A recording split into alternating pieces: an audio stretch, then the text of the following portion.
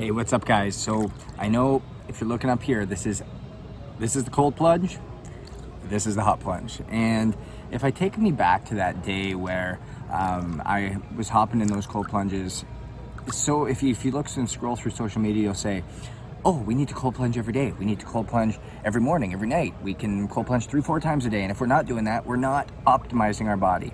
We're not optimizing our health. And I want to make it clear that that's not the truth. That's not the case. Because there's a time and place for cold plunges. There's a time and place in which they should be optimized. When do we use hot? When do we use cold? When do we not use either? And we have to come back to the concept that everything, whether we're going hot, whether we're going cold, like you see right here, it comes at an expense to our body.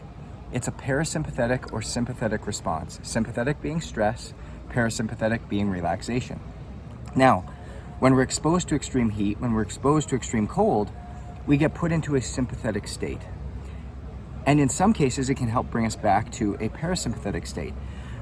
But if we have other stressors going on in our life, if we're working out extremely hard, if we are extremely stressed in a time in our business, or a time in our relationship, or a time in we're traveling a lot, we're sick, our body's battling a sickness or battling an illness, adding that type of stressor to our life is only going to make it worse, is only going to exacerbate the issue in which we're feeling, and we're going to be pushed more sympathetic.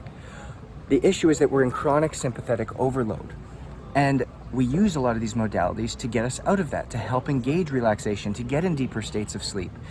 And so by tracking HRV, by looking at your wearable device, by looking at HRV on a regular basis and understanding where you're at, if you have a heightened HRV and you're above your typical average, great time to apply a cold plunge like this, or an extreme hot plunge, cold plunge combination. But if you're below that average, not optimal to utilize a cold plunge, not optimal to utilize extreme heat, but rather something that's going to put us more sympathetic. Meditation, breath work, massage, yoga, stretching, journaling, things that are calm, putting us in that rest and digest state.